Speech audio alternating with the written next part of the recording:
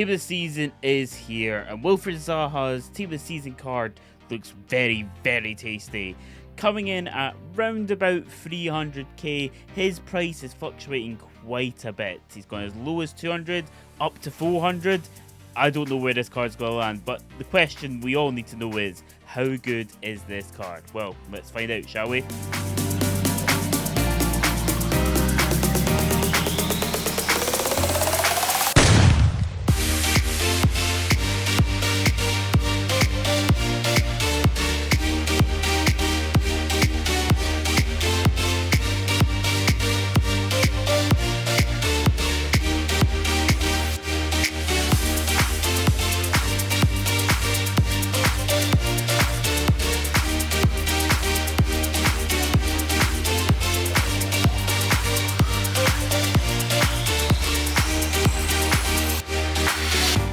So team, this is the squad that I used Zaha in. Obviously quite familiar with a lot of the cards already, but Zaha, I bought him at a bargain at 210. Obviously at the moment he's about 300. Trading with Simply is amazing.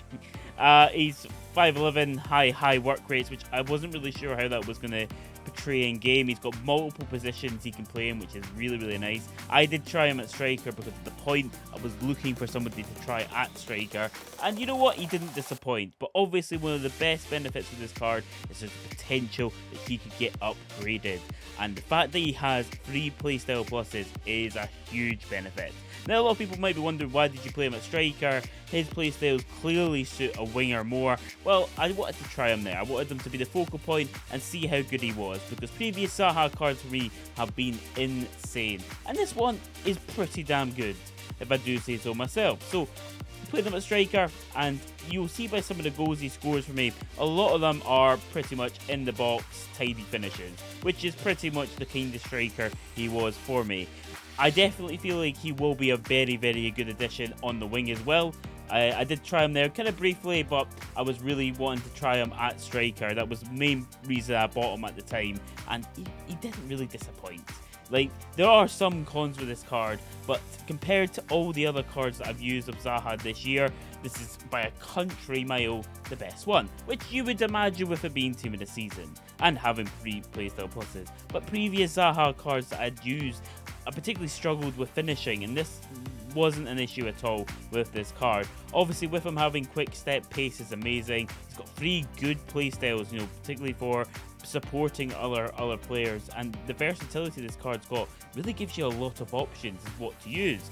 I mean, going forward, I don't know if he'll continue to start for me, but he will most definitely be in and around my team. I'll be probably keeping him probably as a super sub, because he's got that capability of the 5-star skill moves, and been able to be quite a fun player to bring on, particularly when players are losing stamina. Now, looking at the kind of cons with this one of the biggest issues I had with him, which I didn't think was going to be an issue, but it was actually movement. This might have been just exclusive to him being striker. When I did try him on the wing, it was a little bit different, but when I did try him at striker, his movement at times wasn't the best, and a lot of the times I was having to force the runs with him, which was a bit annoying at times. But overall, he was pretty good. So, like, it's a small price to play if you're having to get your striker to continue to make runs, but you realistically, Zaha's one of these players that you're actually wanting maybe to come closer to you with the ball, so that you can actually do some skill moves, have a bit of fun with the player. And that's kind of what I did with him. You know, he came short a lot, tried some skill moves, tried to score some nice goals, and that's kind of one of the best. I mean, the worst part of him was actually his long shots and volleys. With the card that's great, you know, skill moves and everything like that, I was really, really hopeful that, you know, I'll be able to score some banging, like, rainbow flick volleys or long shots or anything like that with him.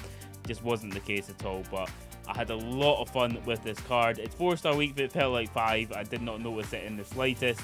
I did wish he had a shooting playstyle, but, you know, beggars can't be choosers. But you got to remember, team, there is a chance that this card also gets an upgrade, and he's very good as he is right now.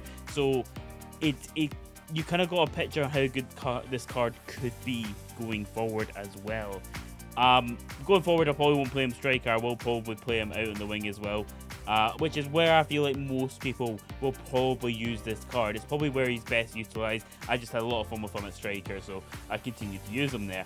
And when I'm trying to think of a rating for Zaha, it's a little bit difficult because I know for well I'm not going to be using him at striker going forward, and he's probably going to be super sub going forward. But as the card is right at this moment, I kind of felt compared to other cards, I feel like an 8.2 is kind of a fair rating for him.